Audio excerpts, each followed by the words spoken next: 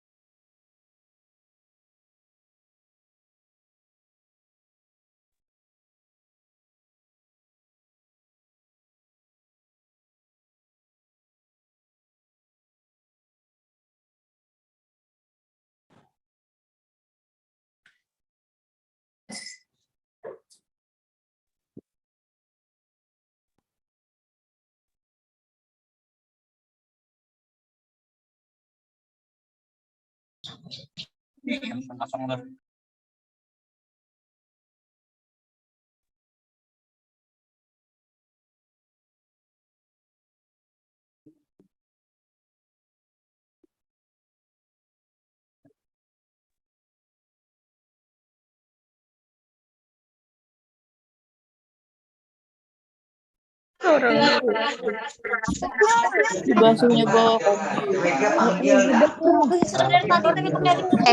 Amani belajar mengadakan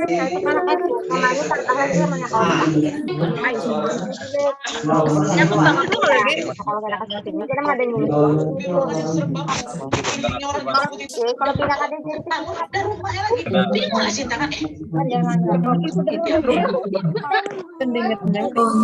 ada bersamaan setelah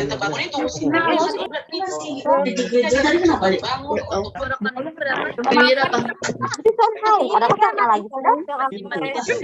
Lagi. PW-nya. Lagi kan selain apotek itu. Udah tadi nanti ini sih. Kalau mama bertaksi ke boleh ke rumah langsung. Ini enak sini lah. Kalau sini kan ada utama. Dulu.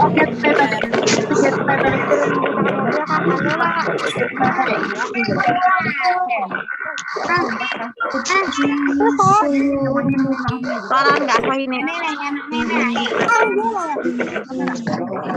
Kami bisa ulang tahun jadi.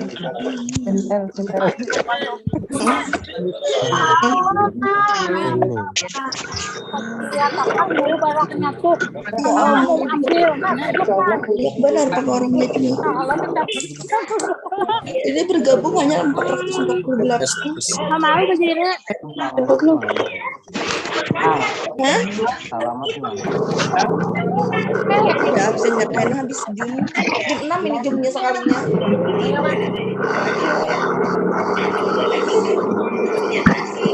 Ya kata HP meladung. Mana? Oh, nah, mana percaya? Aduh kayak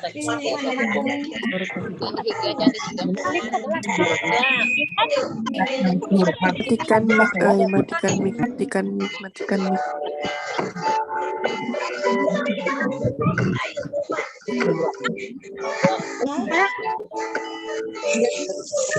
Oh, matikan mic, mute. Tabut. Sisanya libur.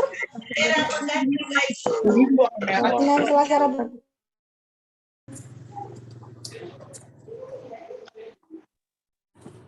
Aku ambil sih.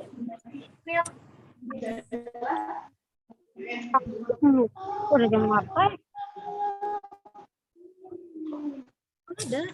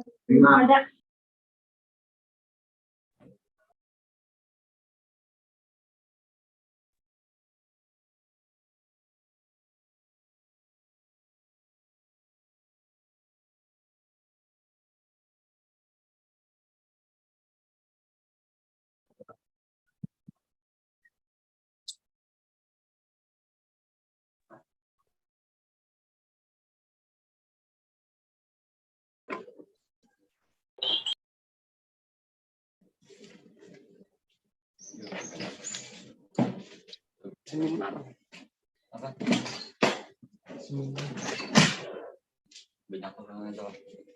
Sibuk.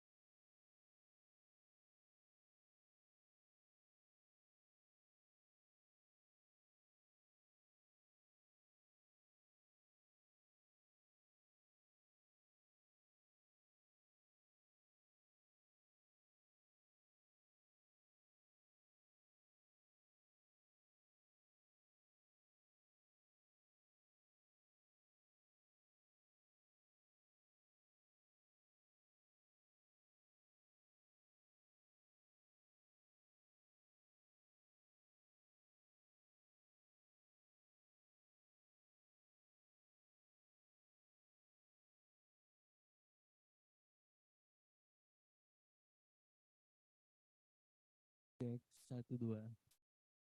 Masuk.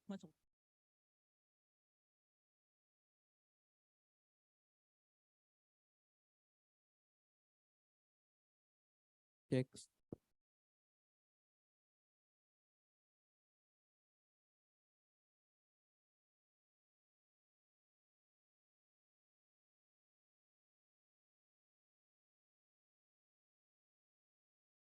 Cek.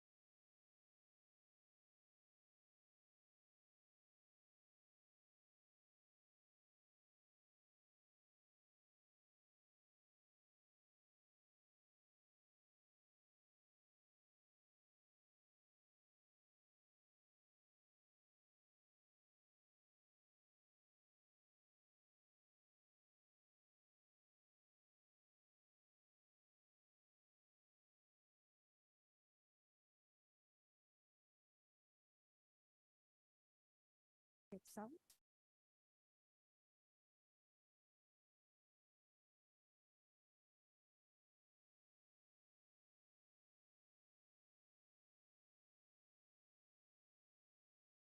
Check sound 1, 2, 3, go. Check sound Alpha Bravo Charlie.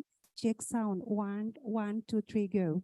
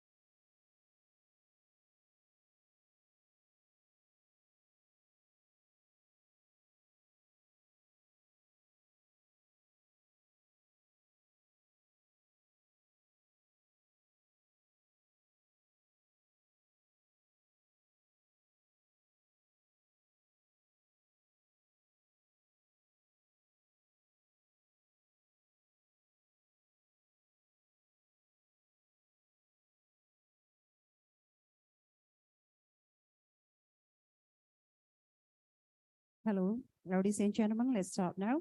Assalamualaikum warahmatullahi wabarakatuh. Good morning and good afternoon, ladies and gentlemen. For openers, let's say thanks for our God who has given us long life in a good health so we can participate on day 2 of our hybrid international conference with the term disruptive innovation, challenges and opportunity in the field of economic and management arranged by Faculty of Economic, Islamic University of Kalimantan, Muhammad Arsyad Al-Banjarati, Banjarmasin in Indonesia. Besides, let's also say thanks to our beloved Prophet Muhammad SAW, who has brought us from the darkness to the brightness. Ladies and gentlemen, on this very nice occasion, before we invite our paper presenters to deliver their presentation, firstly, let me take your time on 2 things. The first one, let me take your time to greet our great participants offline and offliners from several different countries. Well, ladies and gentlemen, okay. Participants from Cairo, Egypt, Iraq, Turkey, Assalamualaikum. Participants from Thailand, good morning. Participants from Philippines, Magandang Umaga. Participant from Indonesia, Assalamualaikum, Selamat Pagi. Thank you very much for spending your time to join our second day of our hybrid international conference today. Okay, in the second part, I would like to remind you all, guys, offliners and onliners, for our ground rules so that our conference could run very well. Okay, for the operator, could you please help me to show on the slide?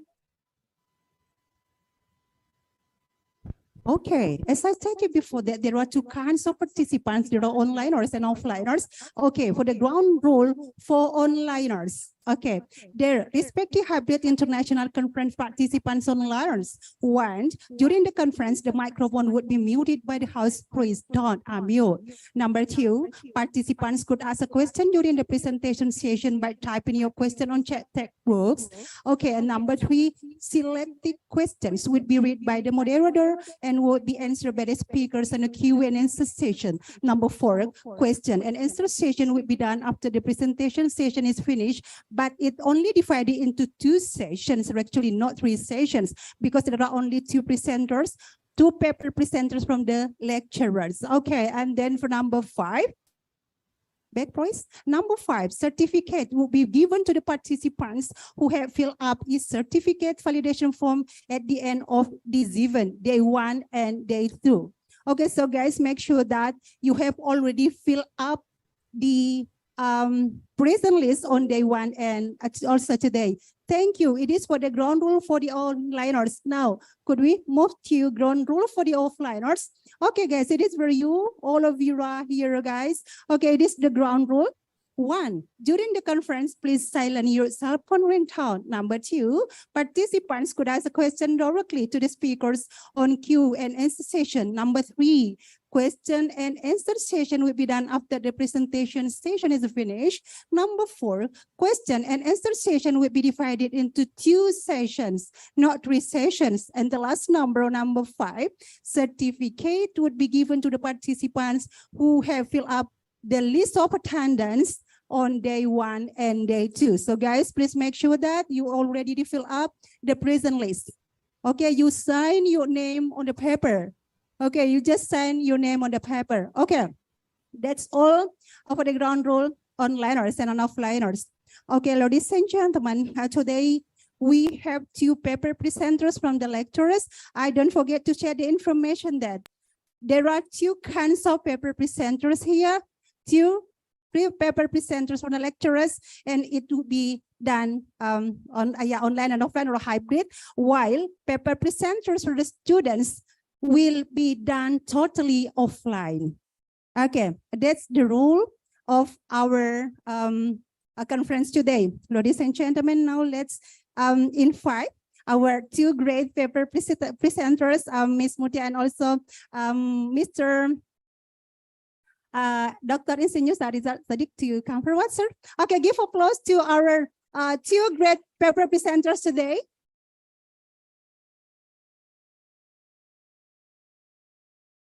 Okay, before we please them to present their paper, firstly, allow me introduce them one by one.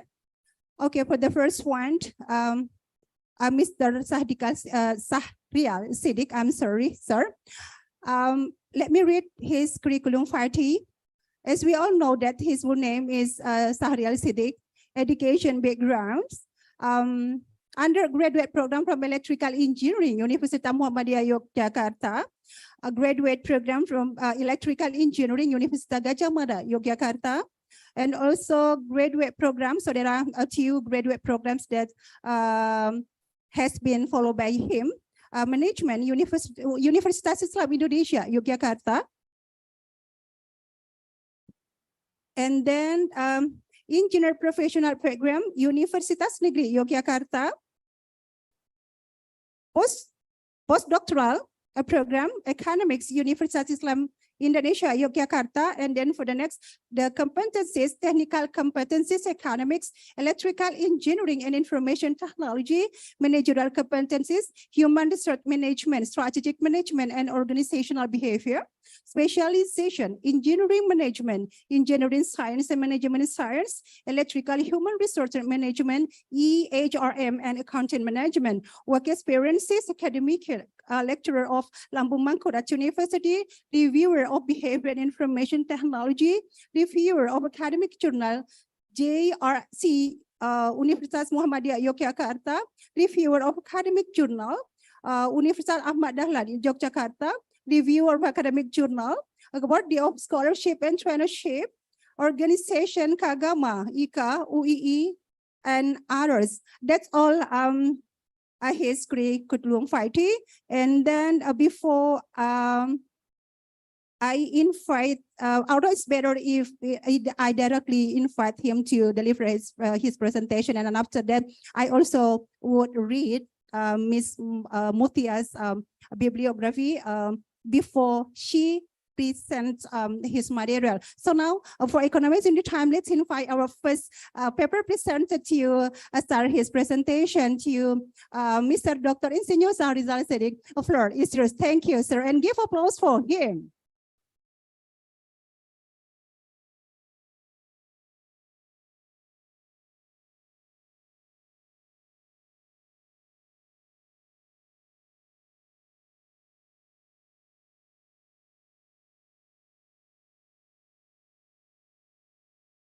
Thank you, Mr. Lata, as a moderator. Assalamualaikum warahmatullahi wabarakatuh.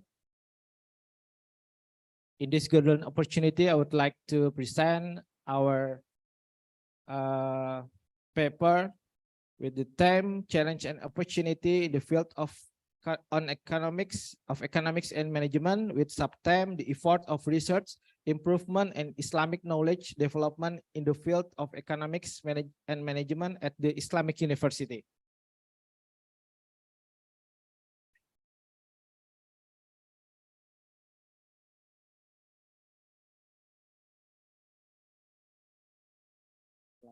Like my PPT.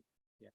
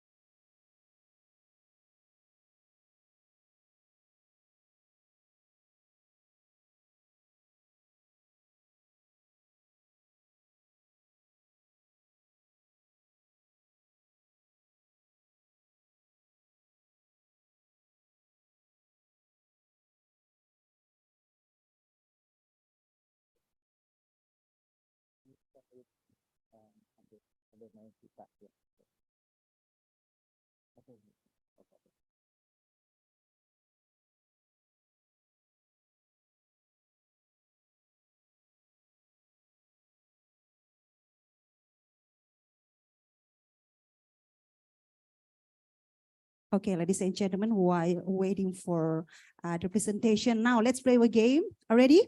And then the name of our game is Last Rate Game. Okay, So how to play this game? For example, I give you a helping letter A. So you have to mention one vocabulary began with A. Apple, right? So the last letter of apple is E. So you have to find one vocabulary began with E. For example, yes, good. Okay, so I would like to divide this row into 4 teams: Sierra, Alpha, Bravo, Charlie, and Delta. Okay, so the first one, Alpha, I would like to give you a helping letter S. So mention one vocabulary began with S. S. You mention one vocabulary began with S. What is it? S. S. Sample. Okay, sample. Okay, Bravo. Even, very good. Even. T. T, please. T. You raise your hand, you will not answer. T. Teacher, very good. Delta, teacher. So the last letter of teacher is R. Is there, sir, ma'am? Row. Row. Root. The last letter is W. Okay, W, guys. I beg you, Alpha. W. Yes, W. Wait. Bravo. Wait. T. Wait, right? The last letter of wait is white or wait. Wait. Wait. T. T-shirt. Okay, T-shirt. T. Time. Thank you. Next, I beg you, Alpha. Time. Time. Year. Thank you. Year. R. Refund. Refund. Okay, refund. D. D, guys. So many words began with D, right? Refund. Dictionary, very good. Dictionary, why? Why? Why? Dictionary. Young, very good, thank you. Young. Come on. It is warming up activity. Young. G. Yes? Yes? Oh, glass. Oh, sorry. Yeah, glass. S. Student. Okay, thank you. Student. Student. T.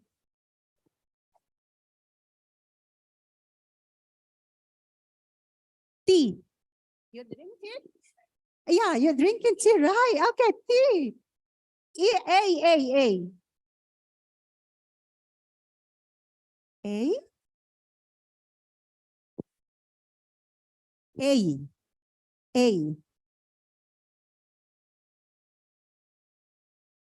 A. Egg. Yeah, okay, egg. T. Hello, guys. T. Ada ba? T. Tanner. R. Is that? Okay, thank you for the game. Give applause for our game today. Thank you so much. And now let's invite our first grade paper presenter to start his presentation. Floor is yours, sir. Thank you. Okay, thank you very much, Mrs. Ratna, SPD, MPD. Assalamualaikum warahmatullahi wabarakatuh. In this golden opportunity, we'd like to present about our paper and warmly regards to Prof. Insinyur Abdul Malik PhD as a rector of UNISKA Banjarmasin and Hajah Farida Yulianti as a MM, as a Dean of Faculty of Economics, UNISKA Banjarmasin, and all of keynote speakers, Prof. Dr. Sharif Muhammad, BSc, MSc, MBA, PhD from American University in Cairo, Egypt. And then Dr. Al-Hamzah Al-Nur from Southern Technical University, Iraq. Professor Dr. Andes Muhammad Handri Imansyah, M.Eng, PhD from Lambung Mangkurat University. Associate Professor Dr. Sotera Atowangsa from Chiang Rai Rajabat University, Thailand. Dr. Jimani Manigo from University of Mindanao Tagum College, Philippines. Dr. Napon Santi Chia from Chiang Rai Rajabat University. And lastly, Associate Professor Dr. Erkor Bayram from University of Sinop, Turkey. And kindly regard to all of paper presenter, Della Parikasari, and then Muhammad Ferry Hernanda, and then Mrs. Mutia, Muhammad Taufik Hidayat, and then Mildawati, lastly Raisa Nurrahma Pratiwi.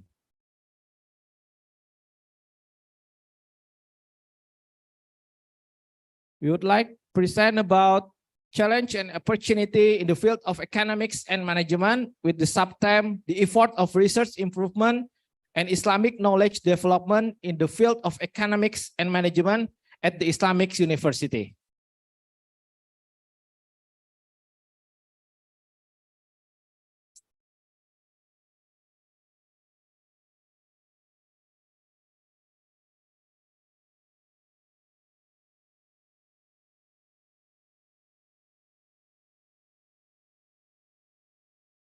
Okay, for the introduction about challenge and opportunities in the field of economics and management in this industry 4.0 and society 5.0, the field of economics and management is dynamic and constantly evolving, presenting various challenges and opportunities for professionals and researchers.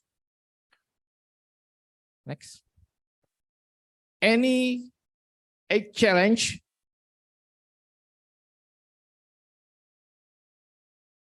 next slide. No. The challenge, yeah, before.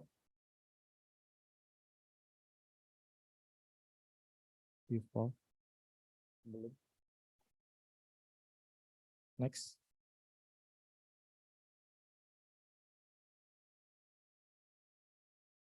Okay. Any a challenge in this for the opportunity? The first one is global economic uncertainty. Secondly, technological disruption. Thirdly, environmental sustainability. Fourthly, ethical dilemmas. Fifthly, data management and privacy. Sixthly, globalization. Seventhly, demographic shifts. And lastly, regulatory change. And then there is a challenge, and next, the opportunity. Any 10 opportunity. The first one is innovation. Secondly, entrepreneurship. Thirdly, sustainable business models. Fifthly, big data and analysis. Fifthly, global markets. Sixthly, education and training. Seventhly, digital transformation. Eight, public policy. And last but not least, economic consulting and social responsibility. We submit any 3 papers. The first paper with the title Communication Management of the Banjarmasin City River Tourism Communication in Digital Era. With the authors, the first author, Abdul Aziz from Malaysian University of Technology or UTM. Second author, Muhammad Irfan from Kalimantan Islamic University or UNISKA. Third author, me from Lambung Mangkurat University. And the fourth author is Mr. Huzaini from Kalimantan Islamic University. Fifth author, Mr. Deki from Kalimantan Islamic University. And the sixth and the last author, Mr. Rizky Yuda Saputra and Agus Firdaus from Cahaya Bangsa University. And then the second paper with the title A Wetland-Based Village was banked in Sekumpul, Martapura District, Banjar Regency. With the first author, Prof. Sulasini from Kalimantan Islamic University, and second author, Mr. Adi Surya from Kalimantan Islamic University, and the third author, me from Lambung Mangkurat University, and so on. And the paper 3 with the title Religiosity, Spirituality, and Individual Character in Work in the Age of Community 5.0. For the first writer is Mr. Huzaini, and second, Mr. Ipan from Kalimantan Islamic University or UNISKA, third author, me, and the fourth and the last author, Mr. Rizky Yuda and Mr. Agus from Cahaya Bangsa University. Next.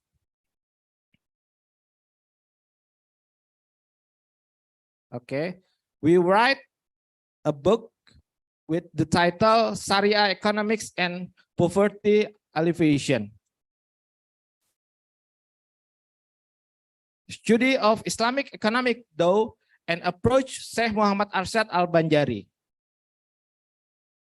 Syekh Muhammad Arsyad Al-Banjari is a famous Islamic scholar and thinkers in Indonesia, especially in Banjar area, South Kalimantan or South Borneo. He lived in the 18th century and played an important role in spreading Islamic teaching and Islamic economics, though in the South Kalimantan or Banua Banjar region. The Muslim approach model in the thinking of Syekh Muhammad Arsyad Al-Banjari is follow zakat, infak, alms or sedekah, and wakaf. As explained previously, zakat, infak, alms, and wakaf are important or essential principles in Islamic economics.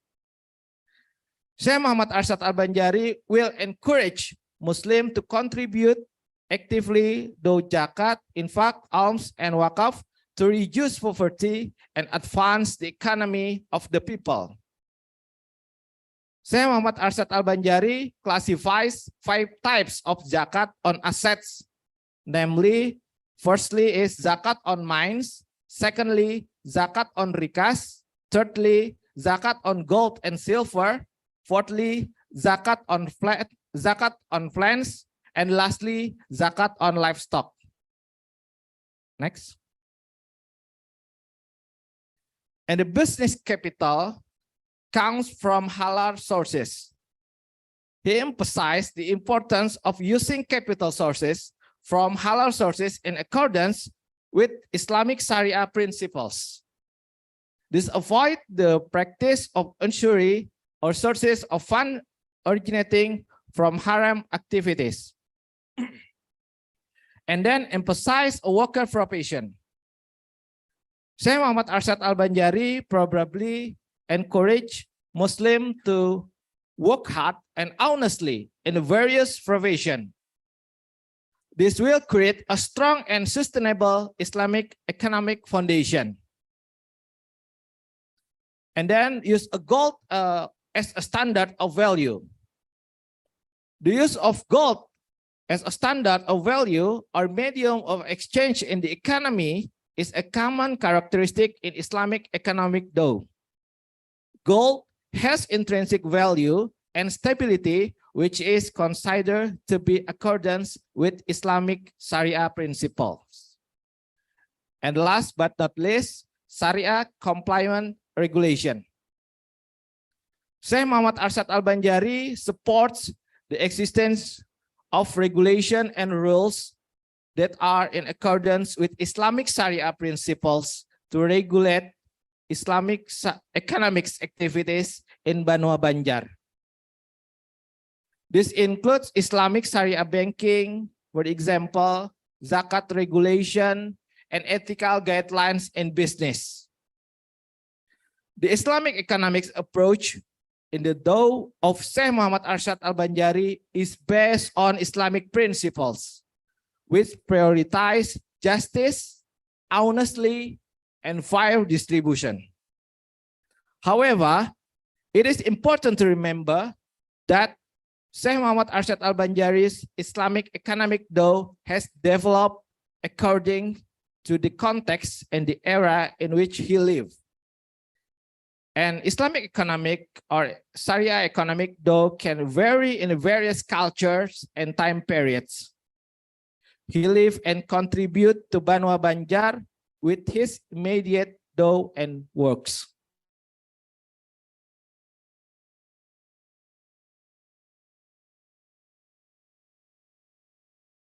And then there is research and development from us. The first one is about curriculum development to improve research quality at the Islamic University. Universities should regularly review and update their curricula to ensure that they incorporate the latest research and development in Islamic studies, such as Islamic economics, accounting economics, and so on. This may involve introducing new courses, integrating interdisciplinary approaches, and offering specialization in various Islamic disciplines. And secondly, research funding. Allocate funds and resources specifically for Islamic research, establish research grants and fellowship to support faculty and students engaged in Islamic studies. Encourage collaboration with research institutions and organizations dedicated to Islamic knowledge development. For research funding consists of 6 parts. The first one is people, secondly, equipment, thirdly, infrastructure, fourthly, facilities, fifthly, publishing, and lastly, distribution. The thirdly, about faculty development.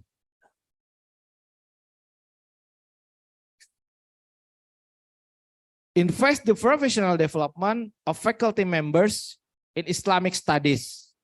Provide opportunities or chance from them to attend conference, workshop, hybrid international conference, and so on, and seminar, and support their research endeavors. Attract and retain top scholars in the fields, specifically in economics, in business, and management, and accounting, and so on. Fifthly, about research centers and institutes. Establish dedicated research centers or institute. Next slide. Focus on Islamic studies such as Sharia economics, accounting economics, and so on. These centers can serve as a hubs for research, collaboration, and the dissemination of knowledge or insight. They can also facilitate partnership with other universities and research organizations, such as local university or national university or international university in the world. And then library resources. Build comprehensive libraries with a rich collection on Islamic texts, such as Sabil al-Muhtadin, created by Syekh Muhammad Arsyad Al-Banjari, manuscript and academic journals, national journal or international journals. Access to relevant resources is crucial for the scholars, Islamic scholars, and students pursuing Islamic studies. And then interdisciplinary collaboration. Encourage interdisciplinary collaboration, fostering partnership between departments such as economics, business, management, theology, philosophy, history, law, and science. This approach can yield innovative insight and promote a holistic understanding of Islamic knowledge. And then international collaboration. For the internal collaboration, we would like to promote international collaboration and exchange program with universities and scholars from Islamic countries such as Egypt, King Saudi Arabia, Yemen, Morocco, and so on, and the other parts of the world. This can broaden perspective and facilitate the sharing of diverse knowledge. And then community engagement. We would like to engage with the local and global Muslim community to bridge the gap between academia and society. University can organize lectures, workshops, and seminars that are accessible to the public, fostering a better understanding of Islamic knowledge. And then online resources. Next slide, please. Okay. Develop online platform, open access resources, Islamic studies, making research and knowledge more accessible to a broader influence, including students, researchers, and the general public. Next. Any ethical consideration. We would like to ensure that research in Islamic studies adheres to ethical standards, including respect for religious sensitivities and cultural diversity. Encourage scholars to engage with contemporary issues and challenges facing the Muslim world. And then publication and dissemination. We would like to encourage scholars to publish their research finding in reputable academic journals and books, such as in Quartile 1 or Quartile 2 for top-tier journal in the world, or Web of Science Index, and so on. University can also support the publication of a journal dedicated to Islamic studies. And then peer review and quality assurance. Establish religious peer review processes to maintain the quality and integrity of research in Islamic studies. Encourage transparency and scholarly debate. And last but not least is about diversity and inclusion. Promote diversity among faculty, students, and researchers in Islamic studies, and then encourage the inclusion of different perspectives or point of view and voices, fostering a more comprehensive understanding of Islamic knowledge. And then by way of conclusion, in conclusion, next slide, please. The first conclusion, the field of economics and business or economics and management is marked by both challenge and opportunities, adapting to the evolving landscape, embracing technological advancement, and addressing issues of sustainability and ethics of key to success in this dynamic field. In the last conclusion, by implementing the strategies and fostering a conducive academic environment, universities can contribute significantly to the improvement of research and the development of Islamic knowledge, ultimately benefiting both the academic community and society as a whole. Thank you. There is my presentation. Wassalamualaikum warahmatullahi wabarakatuh. Waalaikumsalam warahmatullahi wabarakatuh. Thank you very much, sir, for sharing, and then give applause for our first paper presenter today. Well, ladies and gentlemen, before we invite our second paper presenters from the lecturer, firstly, allow me read her curriculum vitae. As we all know that her name is Ms. Mutia Hanida, current occupation lecturer of Faculty of Academics, Islamic University of Kalimantan, Muhammad Arsyad Al-Banjari Banjarmasin in Indonesia. Education, undergraduate accountant, University of Lambung Mangkurat, Banjarmasin, Indonesia. Postgraduate accounting, University of Gajah Mada, Yogyakarta, Indonesia. Experiences on structural position, Secretary of Research and Community Service, Astia Indonesia Banjarmasin, Head of English Lab, Astia Indonesia Banjarmasin, Head of Library of Astia Indonesia Banjarmasin, Head of Routine Budget Section of UNISKA Banjarmasin.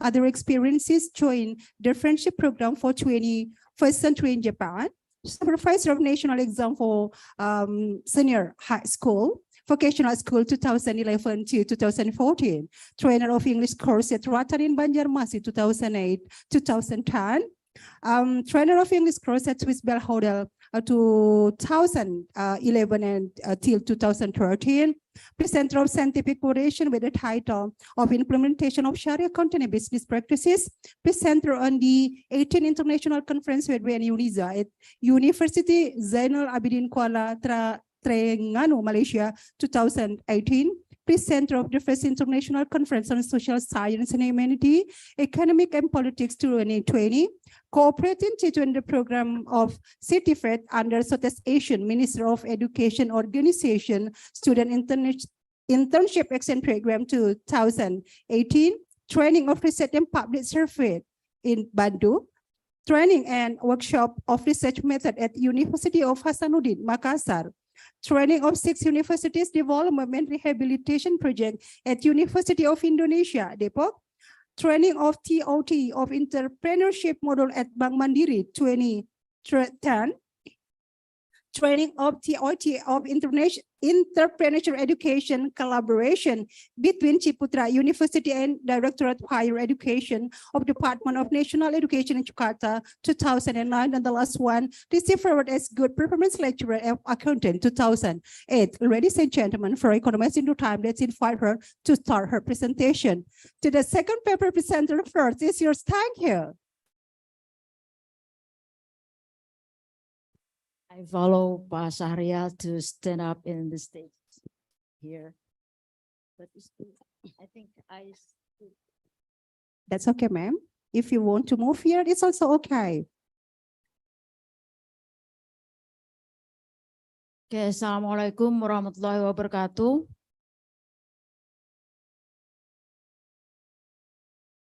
Good morning. I hope that all of you are fine today. Even though I have a little cough, but I'm very sorry. I hope that everything is going on better.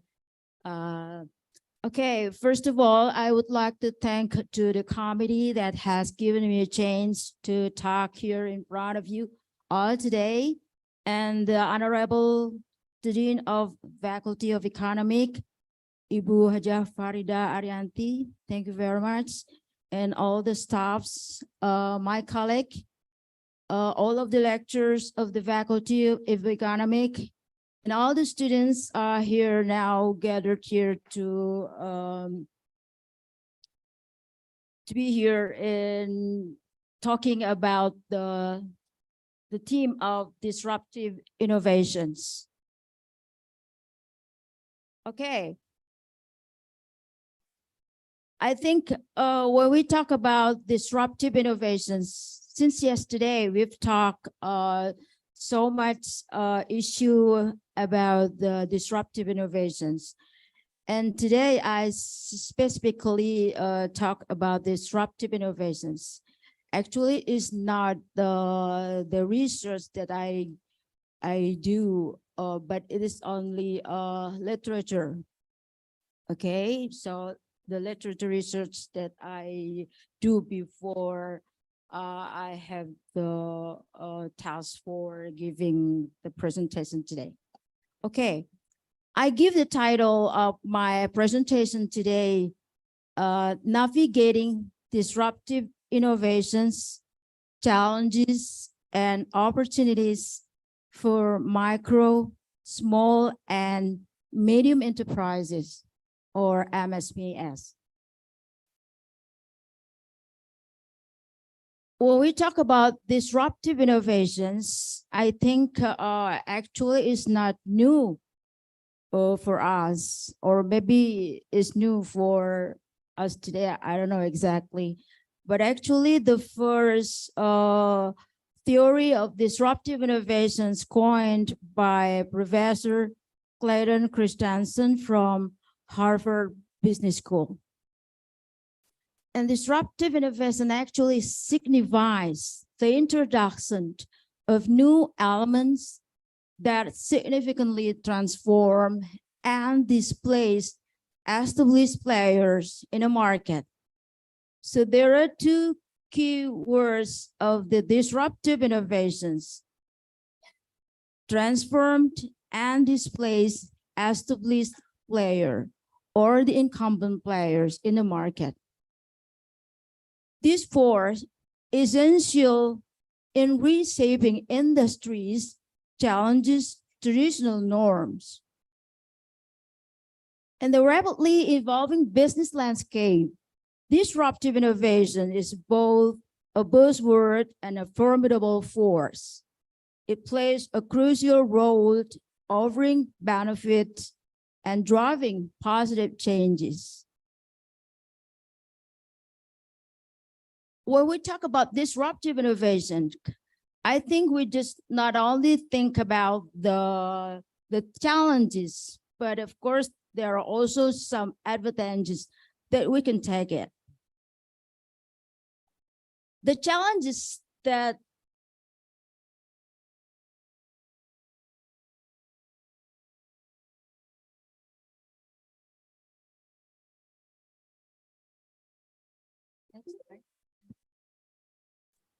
slide number.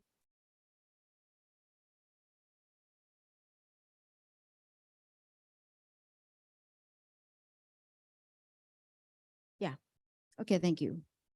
Okay, the challenges. One of the challenges maybe that we can face by the industry or some of the industry is like market turbulence. Maybe we still remember when the first time Gojek Online entered the market,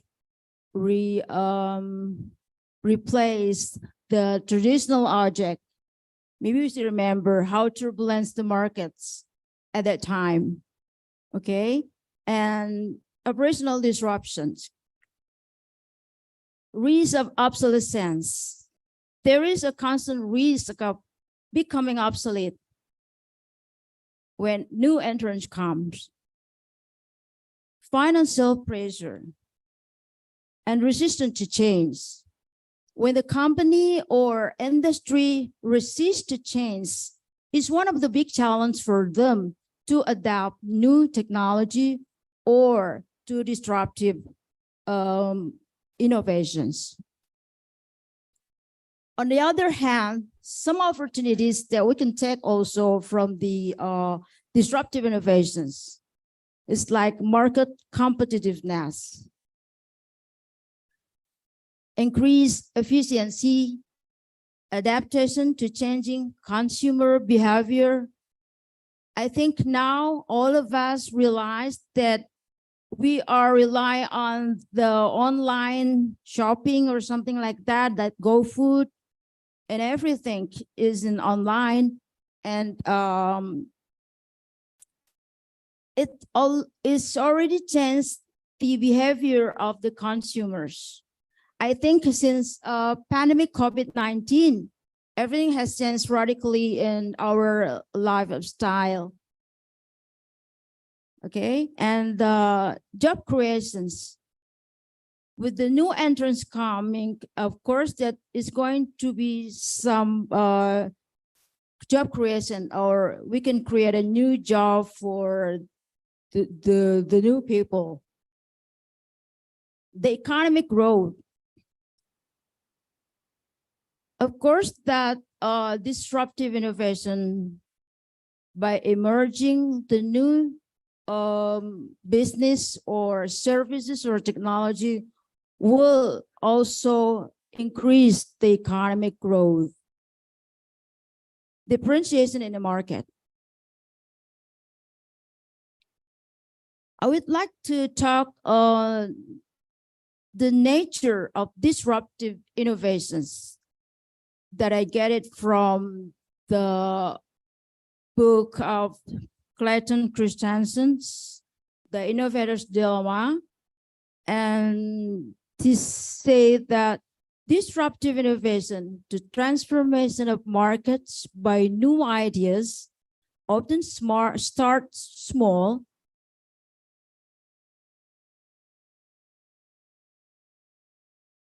focusing on simpler and more affordable solutions for specific groups.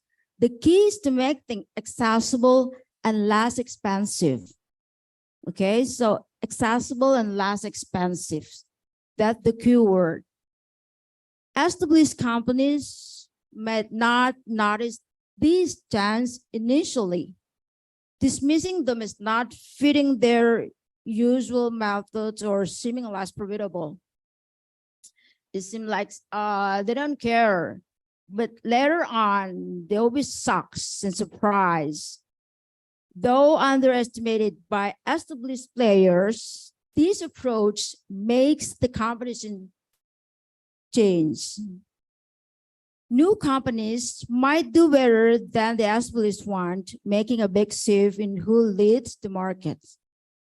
So I think when we talk about disruptive innovation, we're going to talk who's going to lead the market in the next future.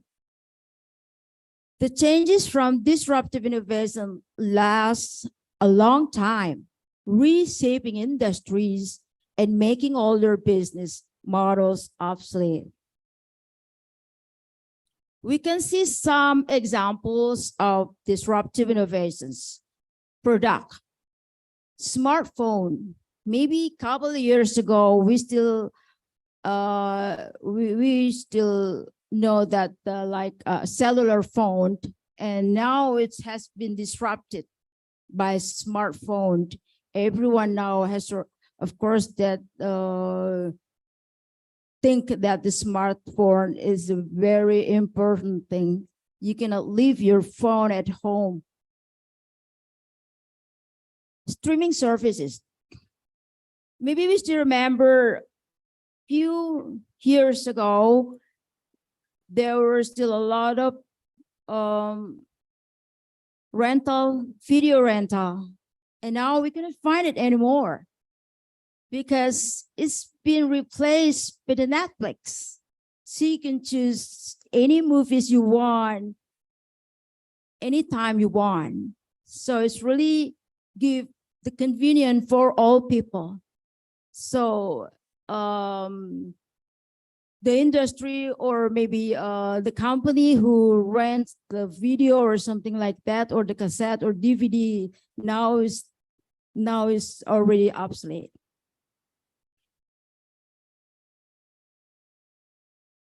And services, we can look at the example on the services. Ride sharing services, like now is very popular, like Uber and Gojek, Grab in Indonesia, disrupted the taxi and transportation industry with application ride sharing services. And now everyone go enter to the Gojek. So maybe we start to find the traditional object nowadays. And online retail, I think, Amazon in the United States is one of the first pioneer in online shopping, and the online retail has disrupted traditional retail by providing a convenient and extensive online marketplace.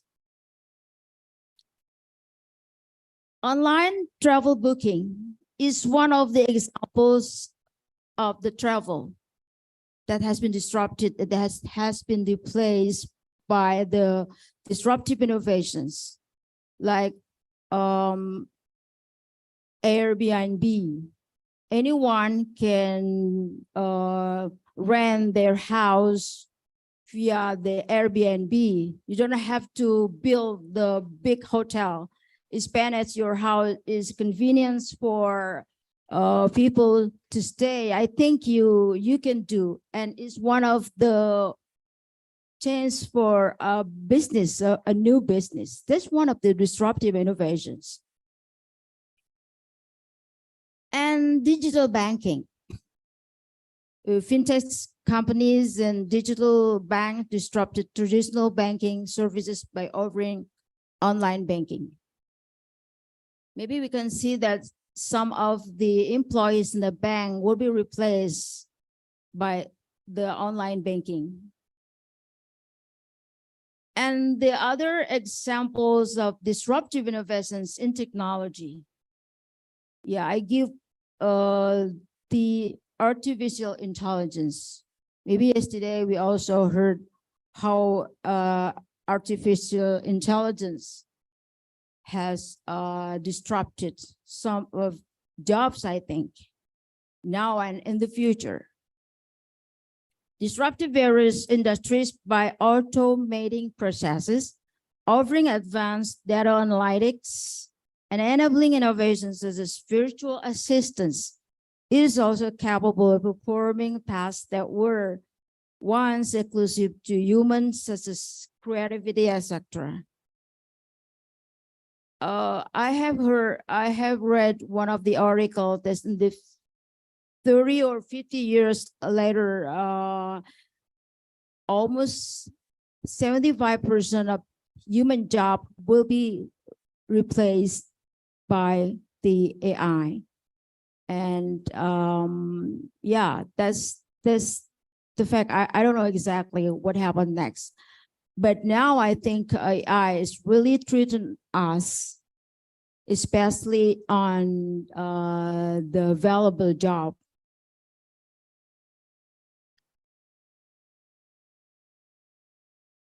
Okay, I also relate the disruptive innovation to micro, small, and medium enterprises. Because micro, small, and medium enterprises, as the backbone of many economies, face distinctive hurdles when navigating the disruptive forces. MSMEs operate under different constraints. Therefore, understanding how disruptive innovations impacts and interacts with small businesses is crucial for crafting effective strategies and policies.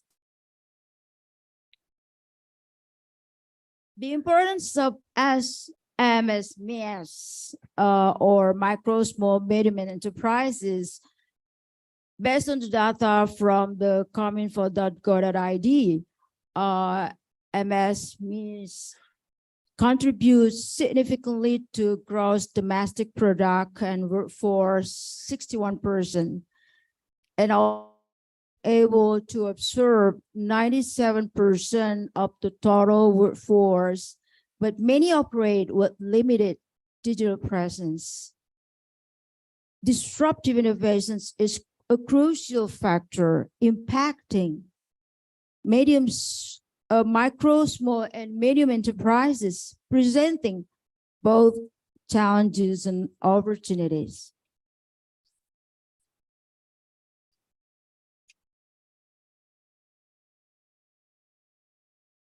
We can see some challenges and advantages of the micro, small, and medium enterprises. The challenges that be faced by the micro, small, and medium enterprises, like limited resources, tight finances will impact investment, working capital, and credit access. Dependency on local markets. Most of macro, small, and medium enterprises do in the local market. So it's going to be heavy reliance on local markets, makes them sensitive to economic shift. Innovation hurdles, limited resources for tech adoptions. So maybe they don't have the expert or someone who is mastering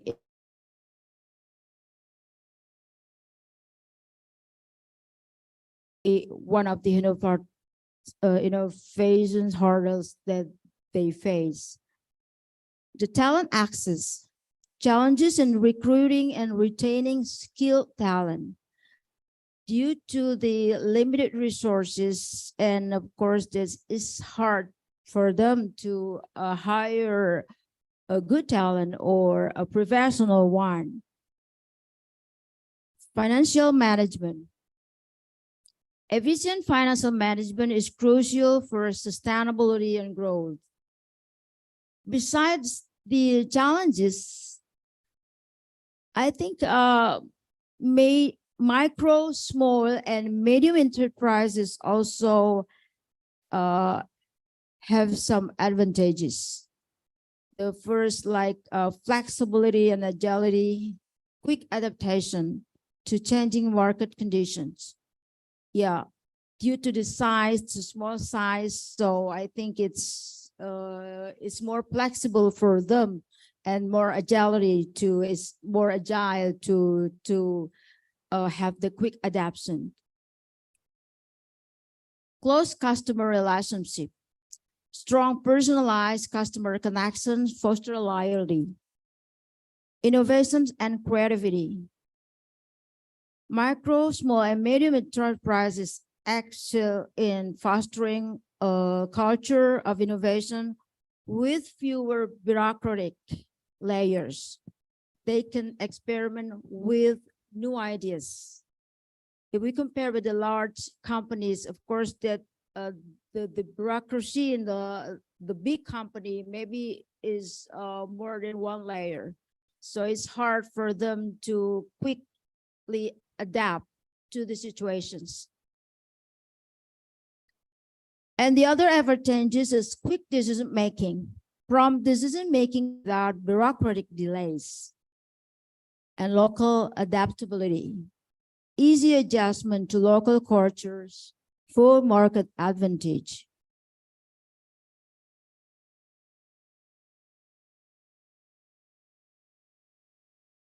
Some of the challenges, of course, that we should give them some strategies for micro, small, and medium enterprises. The advanced technology disruptive innovation poses a threat to MSME's existence without adaptations, leading to the challenges like loss of competitiveness and operational inefficiency.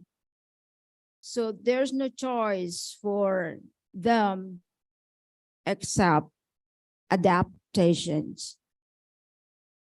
For the policymakers, business support and micro, small, and medium enterprises owners understanding industry specifics is crucial for effective strategies. Some of the strategies that can be executed is like building a culture of innovations, investing in employees' training and development, leveraging data and analytics for informed decision-making, exploring alternative funding models.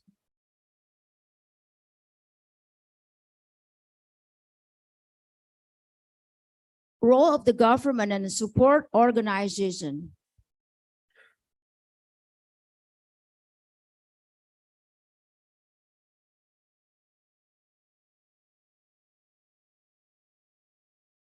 Next slide. Role of government and support organizations. Governments and regulators should play a vital role in facilitating the growth of micro, small, and medium enterprises. Like I said before in the previous, in Indonesia, the supporting of MMS, micro, small, and medium enterprise is too big. And so, and of course that the government should support them.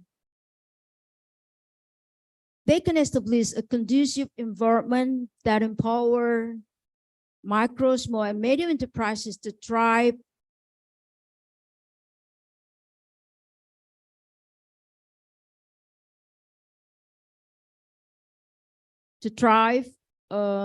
boost economic growth, and generate employment opportunities, ultimately fostering innovations, expansions, and global competitiveness. Policy recommendation for fostering innovation of MSMEs. First, financial incentives and support. It's like grant and subsidize, access to capital, education and training, grant and subsidize, skill development programs, regulatory reform, skill development programs, technology adoption support, market access and networking, government procurement policies, and business networking initiatives, data infrastructure and digitalization support, open data initiatives, and the financial support and incentives like subsidized loans. For example, like giving low interest loans, collateral-free loans, tax incentives, tax credit for research and development, reduced corporate tax rates. The other financial support that can be venture capital and equity financing, venture capital support, equity financing initiatives, and the capacity building and mentorships program. Mentorship funding, business development grants, sums that can be done by financial support and incentives. In educational programs and resources, they can give the entrepreneurship training program. It's like startup incubators and accelerators, entrepreneurship courses, technical and vocational training, skill development workshops, apprenticeship programs, digital literacy programs like digital skill training, e-learning platform, financial literacy workshops, innovation and technology adoption training, market research and business development, market intelligence workshop, business development programs.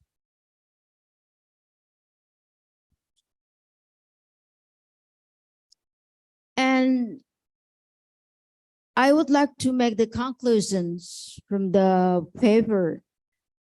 Disruptive innovations poses challenges akin to unsolved puzzles with smart planning and creativity. Smaller enterprises not only survive, but flourish amid changes.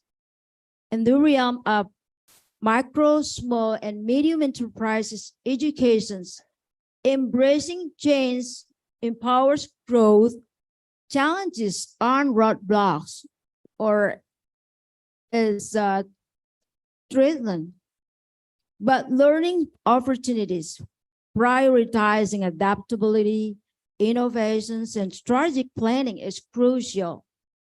Education transforms challenges into stepping stones, guiding micro, small, and medium enterprises to thrive in a world of a constant change. So I think I add the continuous learner.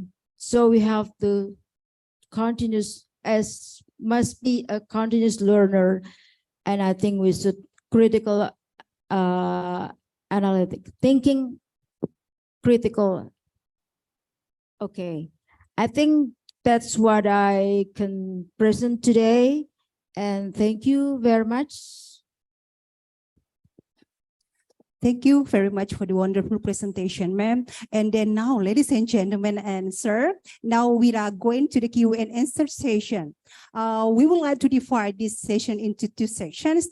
So for the first session, I would like to invite three of you guys for asking a question, and also for the second session, will consist of three questions. So with the first, okay, don't forget to stand up and you introduce yourself. Okay, one from here. How about here? Okay, Ga. Yes, you are the first. He is the second, and then the third or the last. Okay, at the back. Thank you. Okay, for the first, could you please stand up? Sir, now we are in Q&A session, so please listen to their question.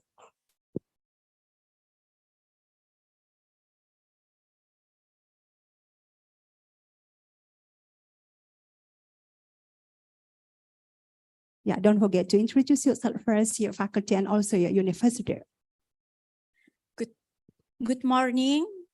My name is Ana Dewi Kitawati. I'm student from Economic Faculty, Islamic University of Kalimantan, Muhammad Arsyad Al-Banjari. The question from Mrs. Mutia. What are the potential risks and opportunities associated with collaboration between MSMEs and larger corporations to navigate disruptive innovation in the market? Thank you. Excuse me, ma'am. Do you get a point? No. Just keep the question first. Just want to know, do you get the point, ma'am, or does he? Okay, good. Yes, the second question at the back. Okay.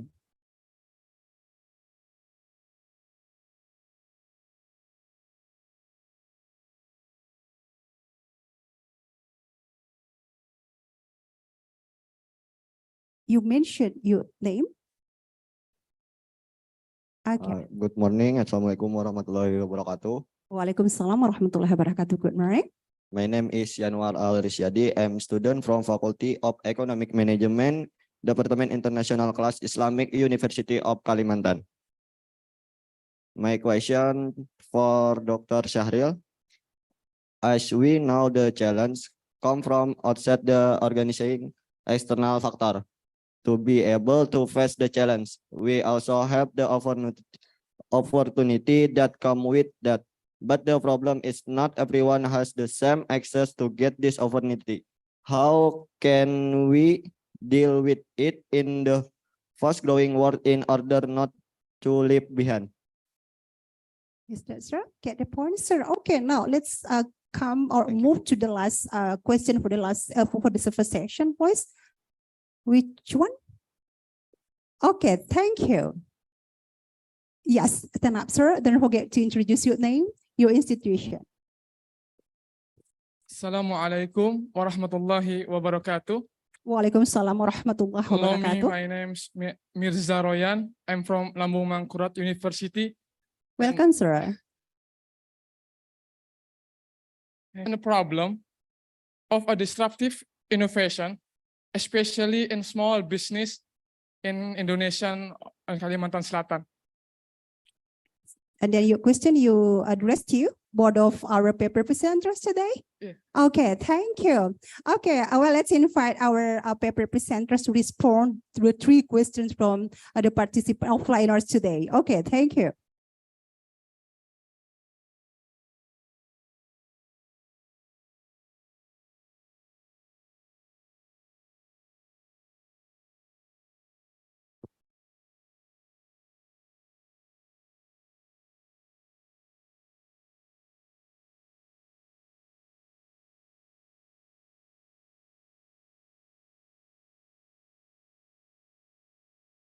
Okay, thank you.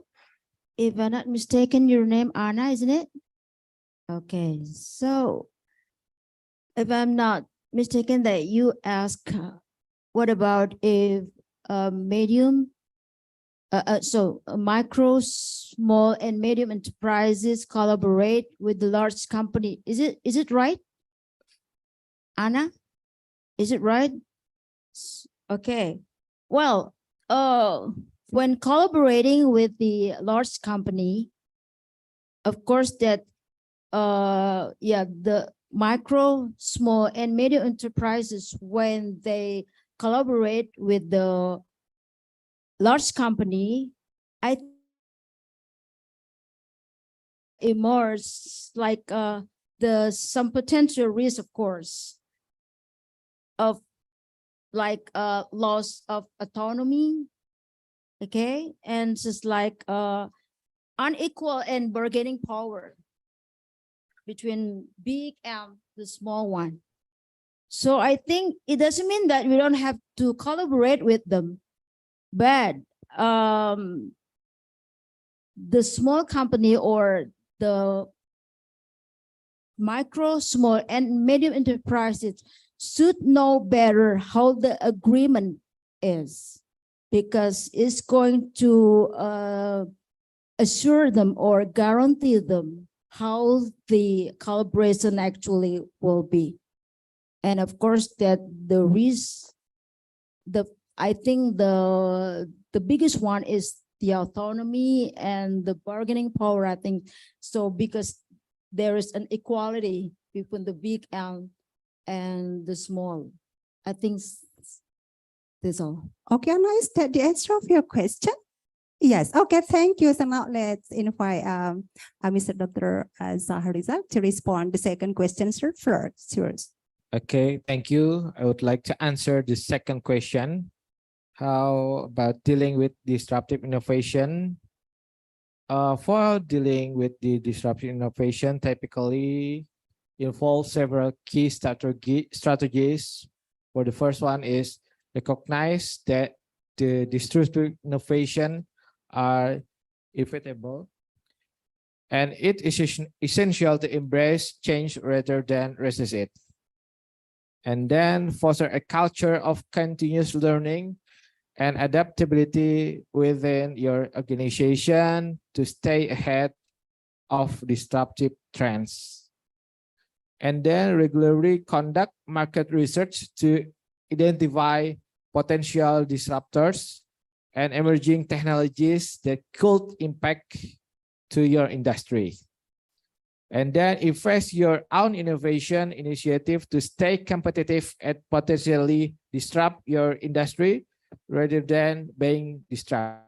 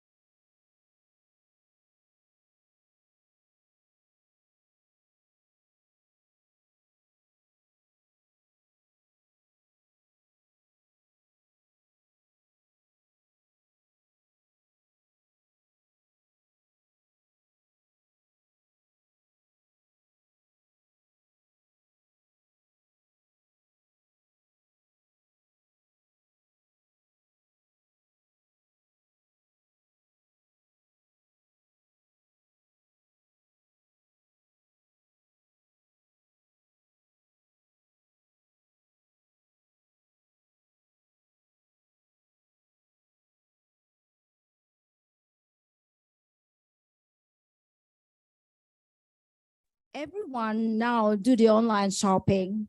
And so, yeah, the problems like, yeah, I think I have given some challenges,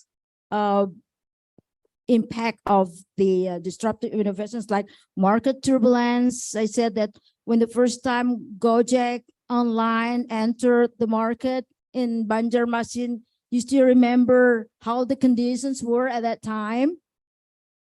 Okay, but now what happened now? Everyone now entered and as one of the community of the Gojek online. So it's okay now, I think. It's no problem anymore. And also, I think the shop, the online shop, I think. Okay, so risk of absolute financial resources, that's a problem. But one thing that the keyword or the buzzword of the one thing is adaptation is a must. Okay, I think that's all. Have you got the meaning? Okay, thank you.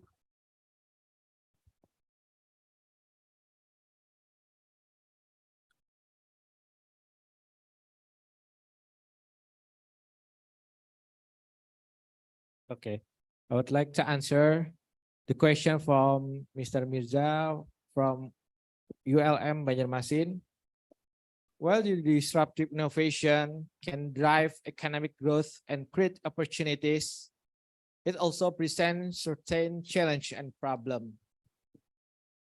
Disruptive innovation can lead to job displacement in traditional industries as automation and new technologies replace existing tools and existing jobs. This can lead to short-term economic disruption in employment. Rapid technological advancement may create a gap between the skills needed for new jobs and the skills of the existing workplace, making it necessary to invest in retraining and education. And then disruptive innovation can create market uncertainty as established business might struggle to adapt to new business models and technologies. This can affect investment and business confidence. Regulators often struggle to keep pace with disruptive technologies, which can lead to inadequate or outdated regulation. This can hinder the growth of disruptive technologies and disruptive industries. For disruptive innovation, my separate income inequity as those with the skills and resources to benefit from new opportunities or new chance might thrive while others are left behind. Protecting intellectual property and innovation in disruptive industries can be challenging, which might deter some companies from investing in R&D, research and development. And disruptive technology such as artificial intelligence and biotechnology can raise ethical and societal concerns that need to be addressed to ensure responsible growth. Furthermore, while disruptive innovation can lead to long-term growth, they often entail short-term disruption, which can be challenging for business economics to navigate. By way of conclusion, the important to recognize the problems and work to mitigate their negative impact while harnessing to the potential benefits of disruptive innovation for long-term economic growth. This often involves government policies, educational initiative, and industry collaboration to address this challenge. Thank you.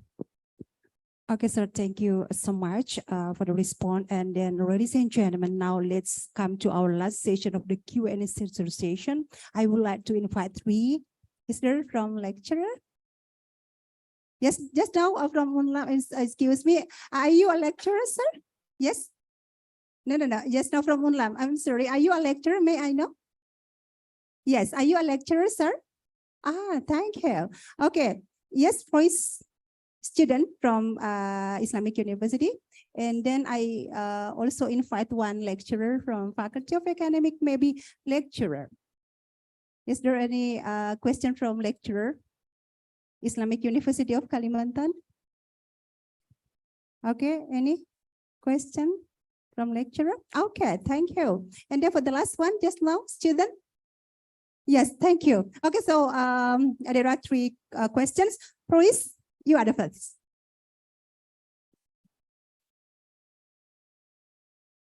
Assalamualaikum warahmatullahi wabarakatuh. Waalaikumsalam. Morning, my name Morning. is Sopwati Aspia. I from Islamic University of Kalimantan Muhammad Arsyad Al-Banjari. I want to ask Miss Mutia. My question is, how can MSMEs balance the need for innovation with limit research and financial constraint while staying competitive in a rapidly changing business and business landscape? Sekian, terima kasih. Thank you. Ma'am, get a point? Or does she need to repeat her question? You ask the balancing the need, is it right? Yes, the balance in the needs. It's okay, I think so. Okay. Yes, now our great master of ceremony, Dr. Elisa Flores here. Thank you. Okay, thank you. I would like to ask Dr. Sharial. I'm Elisa Fajriati from UNISKA. And I'm interested with the religiosity context in the research because some scholars have their own opinion that religiosity is not something that easily measured in the research. Moreover, collaborated with another field of study like that. Because religiosity has the potential of making some bias when we do the research. So maybe, for example, sometimes the respondent has more intention to answer the ideal one in the context of the religiosity questions. So what do you think of it? Anything that we can do as a researcher to make the what you call that, the bias, reducing the bias of the religiosity measurement? Okay, thank you. So you just ask him to know his point of view. Yes, Yes, it's about not, the yeah, religiosity. okay, his point of Yes. view, sir. Okay, and then for the last question, okay, first now is your turn. Thank you. Microphone, please.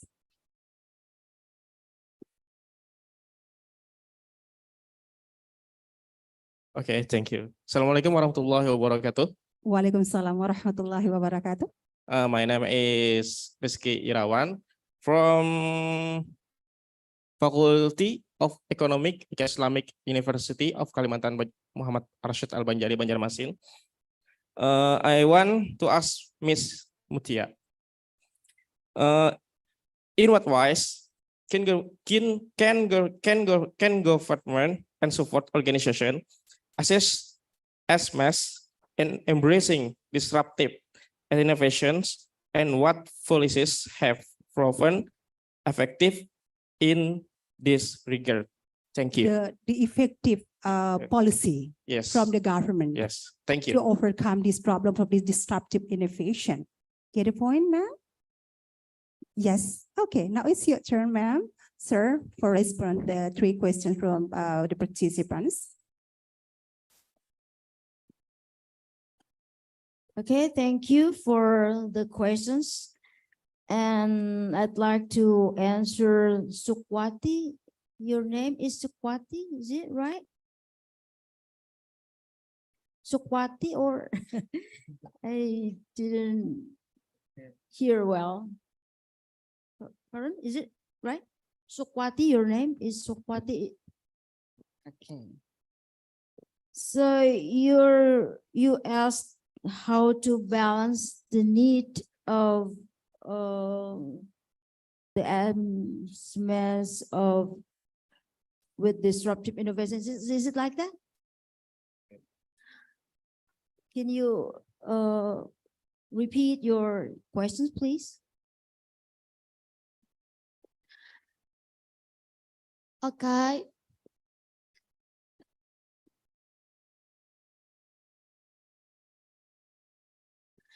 How can MSMES balance the need for innovation with limited research and financial constraint while staying competitive in a rapidly changing business landscape?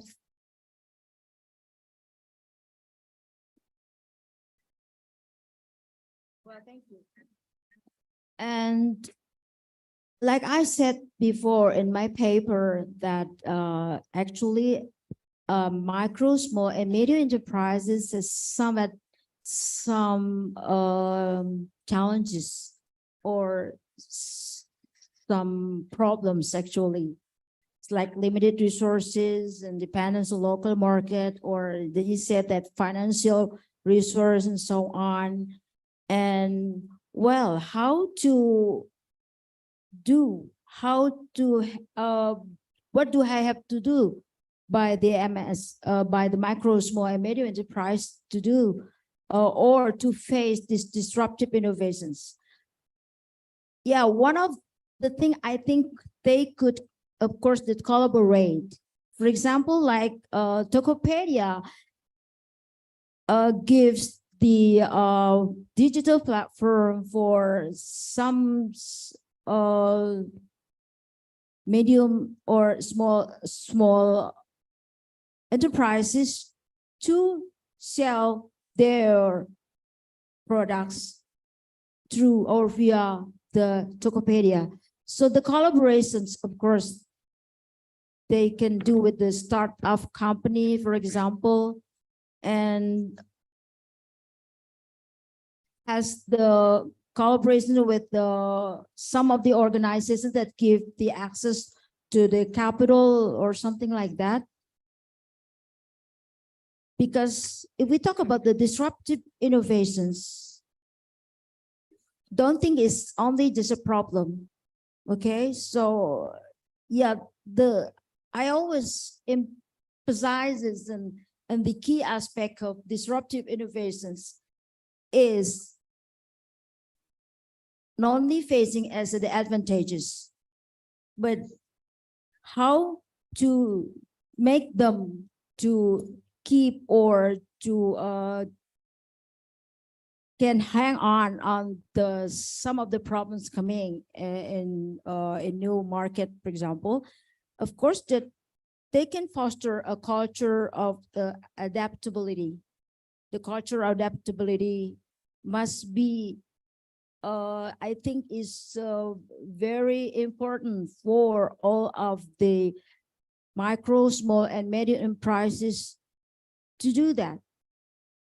Okay, and the important thing is, I think the continuous learning is one of very important thing, because if we do not do that, I don't know what to say. It's everything will be obsolete, and because the customer, all of the customer, of course, that they would like have the convenience and easier and simpler, and disruptive opinion is making accessible and affordable. That's the key, I think. I think that's all. Thank you.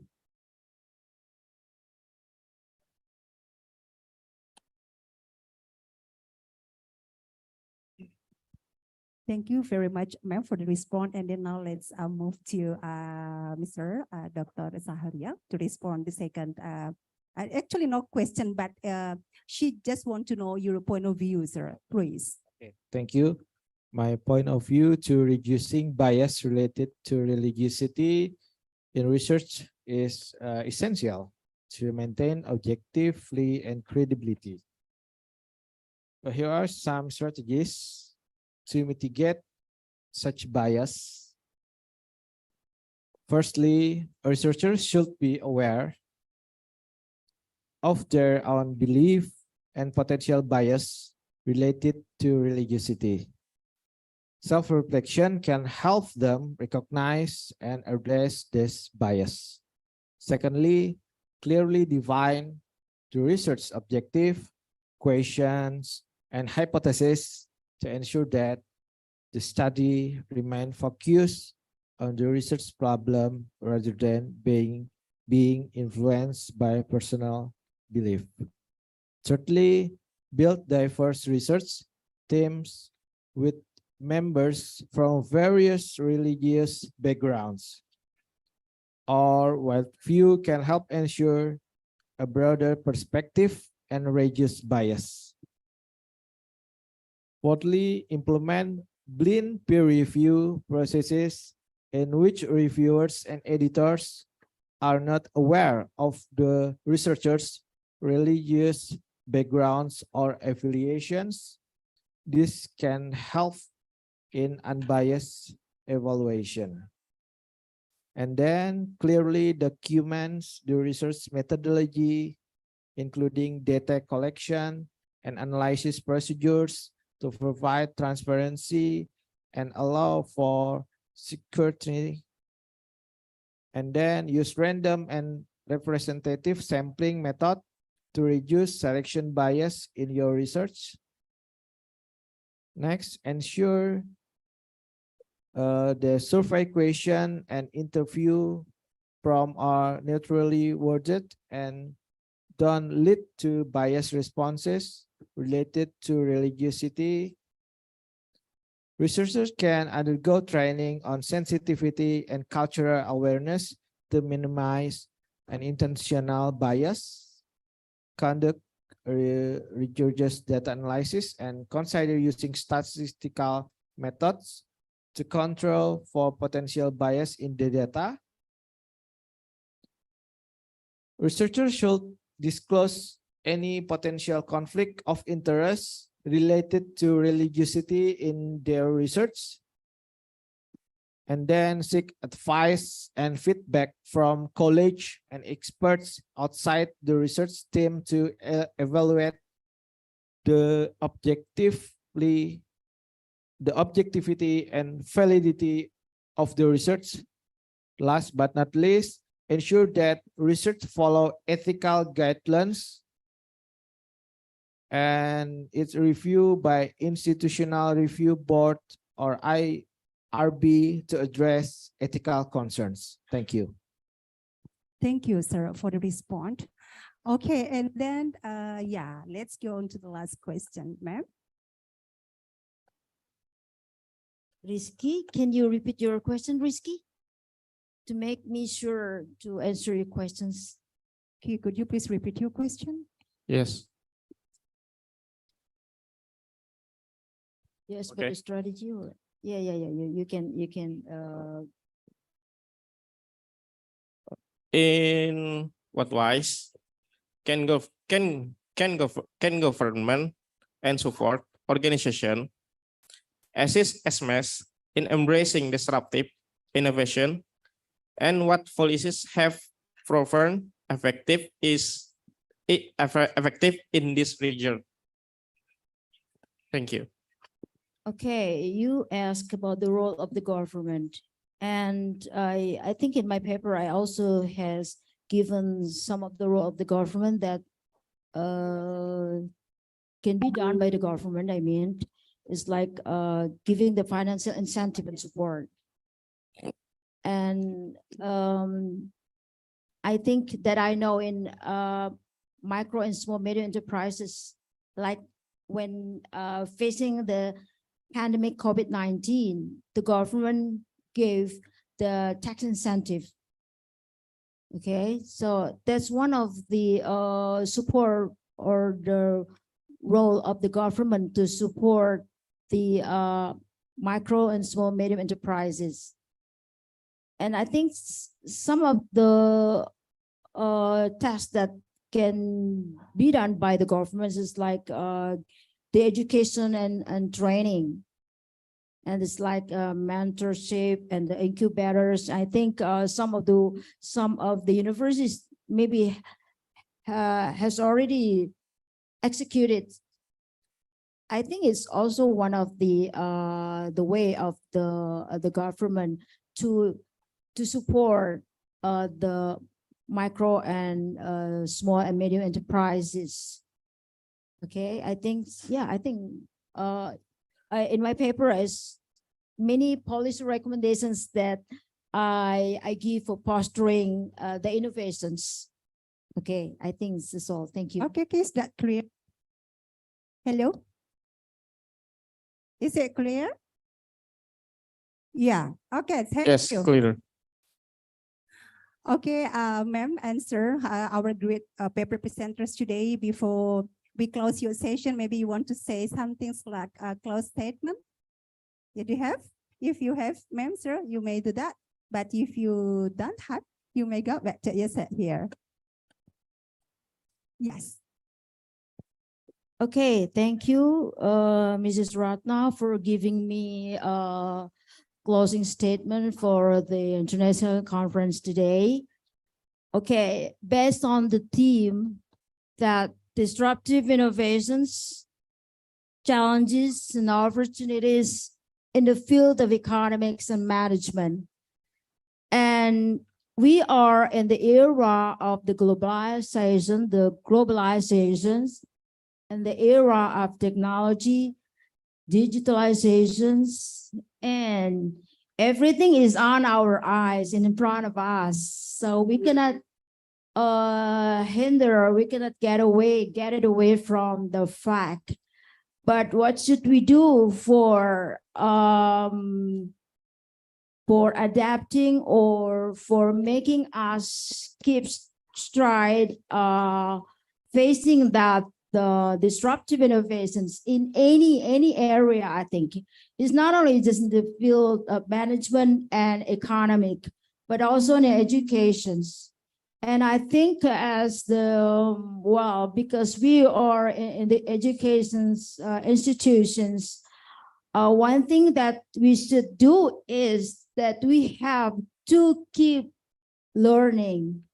The continuous learning is, I think, is the key important that we should do for facing these disruptive innovations.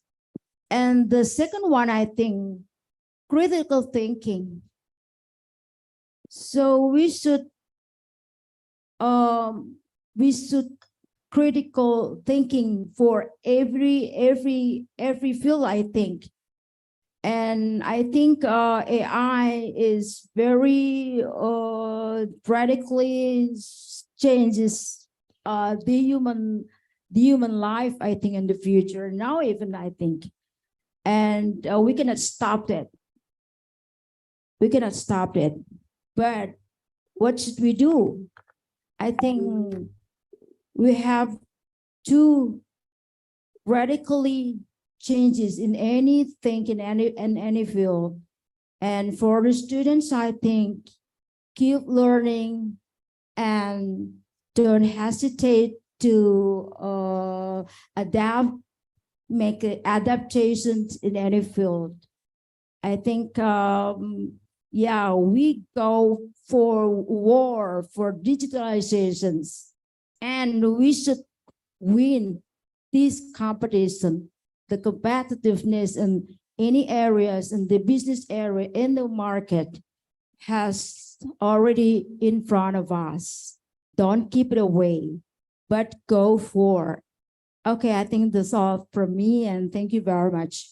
Thank you very much for the wonderful closing statement. Sir, you have? Okay, please. Thank you. But very short, sir, because our time is very limited. Okay, thank you. My closing statement on disruptive innovation. Yeah, disruptive innovation is a powerful force that reshapes industries, drives on progress, and offers countless opportunities for positive change. Embracing and managing disruption is a key to staying competitive and fostering innovation in our rapidly evolving world.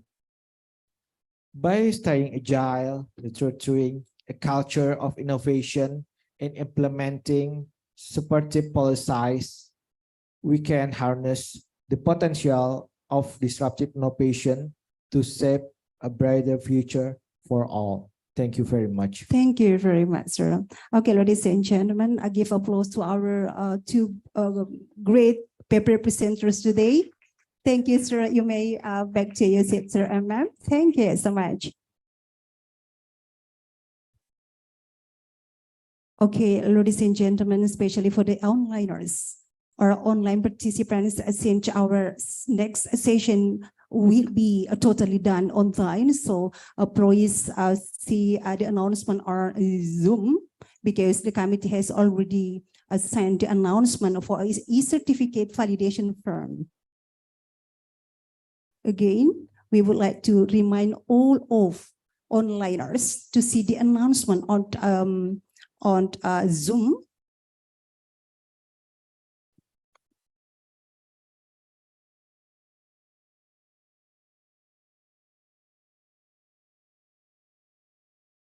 Okay, for the onliners, please see the announcement on Zoom, because it is closely related to the certificate. After this, we would like to continue our conference totally offline. So make sure all my lovely onliners to see the announcement and you do what the committee asks you to do. Again, we would like to say that it is very important for the getting certificate.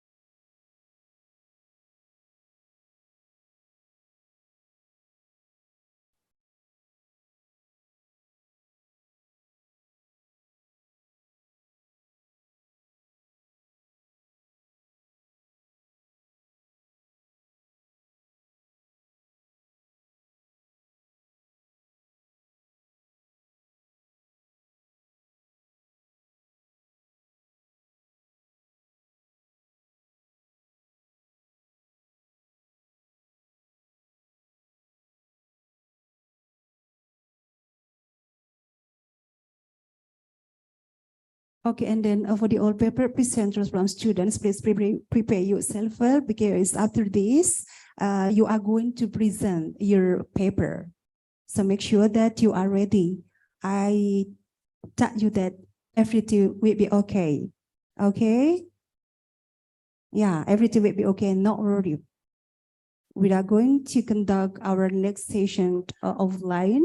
So that's why I asked our beloved onliners to see the announcement from the committee, because it is related to the certificate.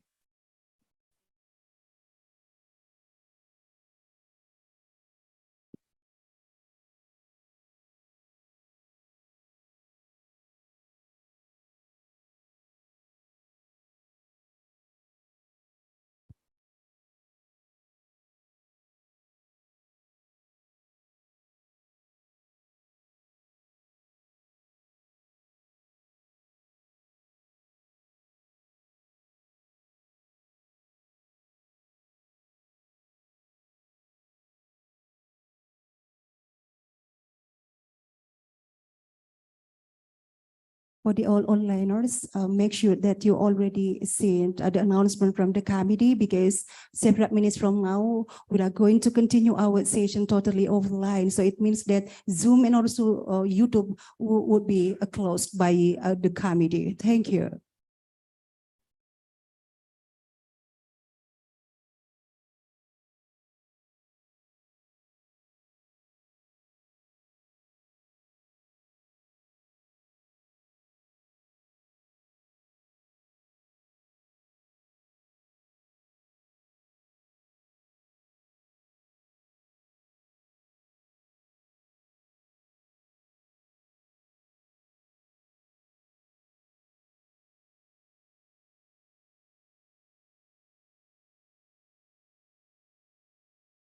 Okay, all learners, we give you 10 minutes to fill up the present list.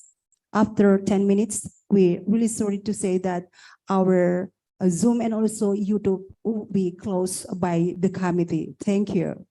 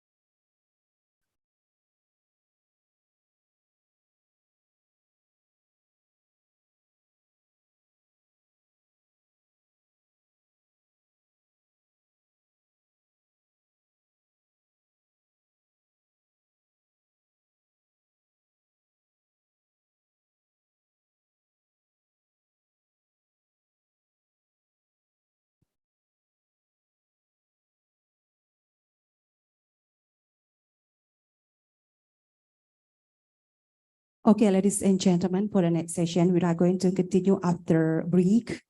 Okay, for the offline, let me greet our lovely onliners. Okay, since after this, we are going to continue our agenda totally offline. Therefore, let me greet our partner university abroad under Southeast Asian Minister of Education Organization. As on day one, since today is the last day, so let me greet our partner university in the Philippines. We have Pangasinan State University, Tarlac Agricultural University, Philippines Normal University, St. Louis University, University of Mindanao, North Luzon, Mindoro State College of Agriculture and Technology of UNISKA, Notre Dame of Marburg University,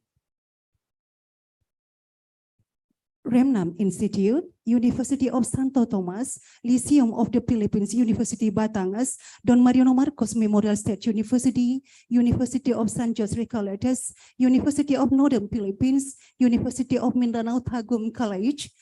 Then in Thailand, we have for collaborations, Konkan University, Pranakon Rajabat University, Chiang Mai Rajabat University, Chiang Rai Rajabat University. Well, in fact, now we have two collaborations, Dutat University, Nguyen Tan Tat University. In Malaysia, we have collaboration with Polytechnic, Seberang Perai, Malaysia, University Malaysia Sarawak under Borneo Study Network. Ladies and gentlemen, also, we would like to say thank you very much for all respective participants from 6 different countries. On this very nice occasion also, I would like to say thank you very much for Professor Dr. Serif Muhammad Ismail from American University in Cairo, Egypt, Professor Dr. Andes M. Handi Imansyah, a PhD from Lambung Mangkurat University, Banjarmasin, Indonesia, Associate Professor Dr. Sutira Atawongsa from Chiang Rai Rajabat University, Thailand, Dr. Alhamza Al-Nur from Southern Technical University, Iraq, Dr. Jimnani Madigo, University of Mindanao Tagum College, Philippines,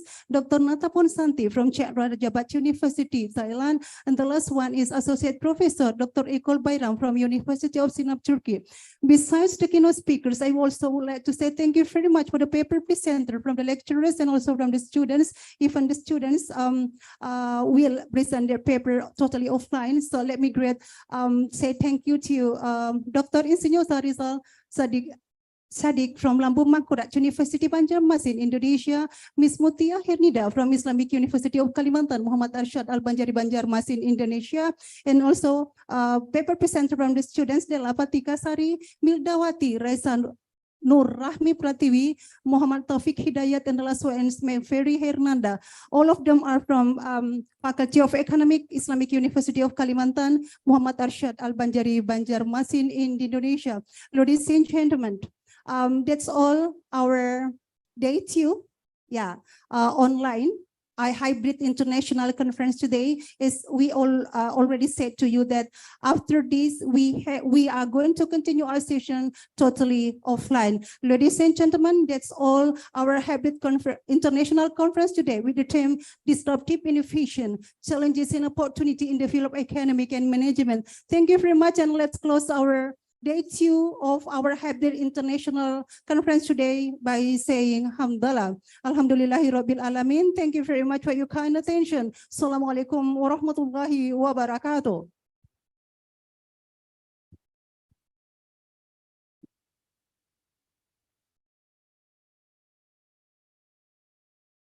Well, ladies and gentlemen, even we are already offline, but it doesn't mean that we use Bahasa, okay? We still English because it is international. Okay, so don't use Bahasa. Hopefully you could communicate with your friends by using English. Even no one, no onliners see or hear